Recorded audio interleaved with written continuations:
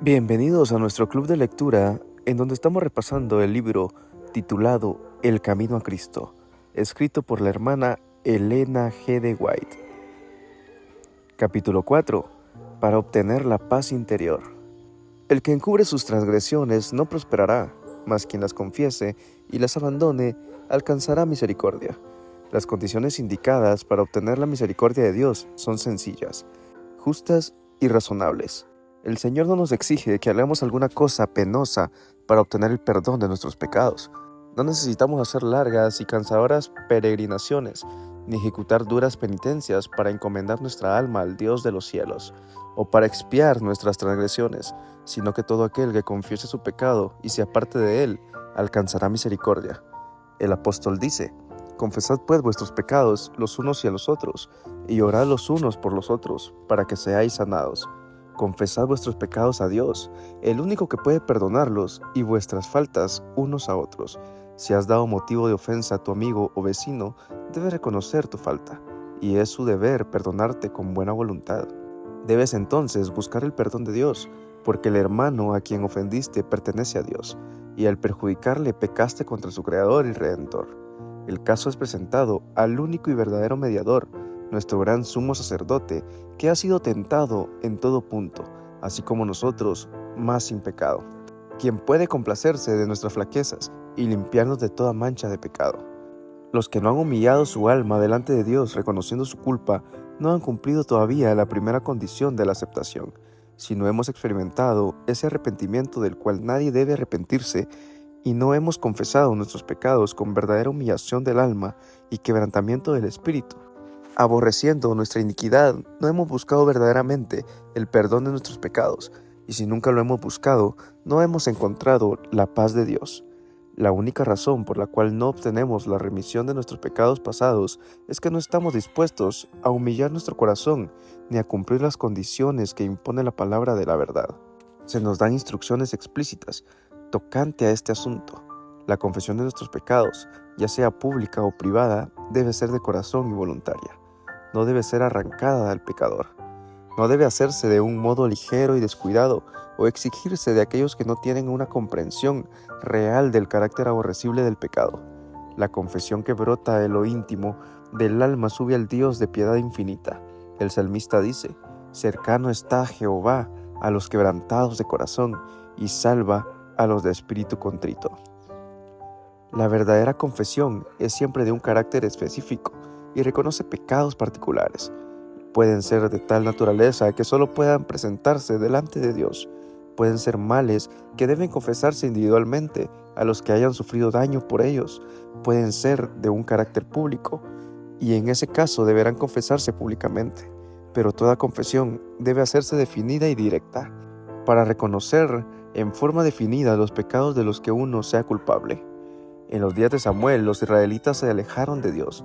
Estaban sufriendo las consecuencias del pecado, pues habían perdido su fe en Dios, el discierno de su poder y su sabiduría para gobernar la nación, y no confiaban en la capacidad del Señor para defender y vindicar su causa.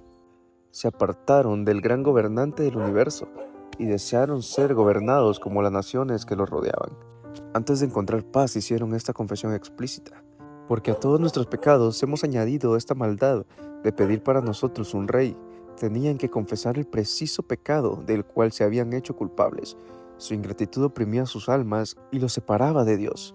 La confesión no es aceptable para Dios si no va acompañada por un arrepentimiento sincero y una reforma. Debe haber cambios decididos en la vida. Todo lo que ofenda a Dios debe dejarse. Tal será el resultado de una verdadera tristeza por el pecado. Se nos presenta claramente lo que tenemos que hacer en nuestra parte. Lavaos, limpiaos, apartad la maldad de vuestras obras de delante de mis ojos. Cesad de hacer lo malo, aprended a hacer lo bueno, buscad lo justo, socorred al oprimido, mantened el derecho del huérfano, defended la causa de la viuda. Si el inicuo devolviere la prenda, restituyere lo robado, y anduviere en los estatutos de la vida sin cometer iniquidad, ciertamente vivirá, no morirá. El apóstol Pablo dice, hablando de la obra del arrepentimiento: el que fuisteis entristecidos según Dios, que solicitó cuidado, obró en vosotros, y qué defensa de vosotros mismos, y qué indignación, y qué celo, y qué justicia, vengativa en todo os habéis mostrado puros en este asunto. Una vez que el pecado amortiguó la percepción moral, el que obra mal no discierne los defectos de su carácter, ni comprende la enormidad del mal que ha cometido, y a menos que sea el poder convincente del Espíritu Santo, permanecerá parcialmente ciego con respecto a su pecado. Sus confesiones no son sinceras ni provienen del corazón. Cada vez que reconoce su maldad, añade una disculpa de su conducta al declarar que si no hubiese sido por ciertas circunstancias, no habría hecho esto o aquello que se le reprocha. Después que Adán y Eva hubieron comido de la fruta prohibida, los embargó un sentimiento de vergüenza y terror. Al principio, solo pensaban en cómo podrían excusar su pecado y escapar de la temida sentencia de muerte. Cuando el Señor les habló tocante a su pecado, Adán respondió echando la culpa en parte a Dios y en parte a su compañera. La mujer que pusiste aquí conmigo me dio del árbol y comí. La mujer echó la culpa a la serpiente diciendo, la serpiente me engañó y comí. ¿Por qué hiciste la serpiente? ¿Por qué le permitiste que entrase en el Edén? Esas eran las preguntas implicadas en la excusa que dio por su pecado. Y de este modo, hacía a Dios responsable de su caída. El espíritu y justificación propia tuvo su origen en el padre de la mentira, y lo han manifestado todos los hijos e hijas de Adán. Las confesiones de esta clase no son inspiradas para el Espíritu Divino y no serán aceptables para Dios. El arrepentimiento verdadero induce al hombre a reconocer su propia maldad, sin engaño ni hipocresía, como el pobre publicano que no osaba ni un alzar los ojos al cielo, exclamara, Dios, ten misericordia de mí, pecador, y los que reconozcan así su iniquidad serán justificados, porque el Señor Jesús presentará su sangre en favor del alma arrepentida. Los ejemplos de arrepentimiento y humillación genuinos que da la palabra de Dios revelan un espíritu de confesión que no busca excusa para el pecado ni intenta su justificación propia. El apóstol Pablo no procura defenderse, sino que pintaba su pecado con sus colores más oscuros y no intentaba atenuar su culpa. Dijo, lo cual también hice en Jerusalén, encerrando yo mismo en la cárcel a muchos de los santos, habiendo recibido autorización de parte de los jefes, de los sacerdotes, y cuando se le daba muerte, yo echaba mi moto contra ellos, y castigándolos muchas veces, por todas las sinagogas les hacía fuerza para que blasfemasen, y estando sobremanera enfurecido contra ellos, iba en persecución de ellos hasta las ciudades extranjeras. Sin vacilar declaró, Cristo Jesús vino al mundo para salvar a los pecadores, de los cuales yo soy el primero.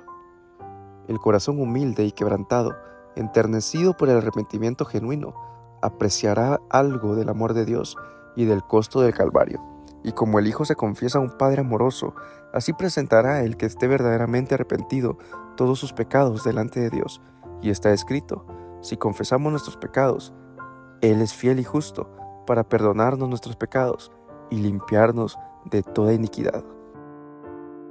Si te gustó el video de hoy, regálanos un like y no olvides suscribirte a nuestro canal para seguir trayéndote más de nuestros videos.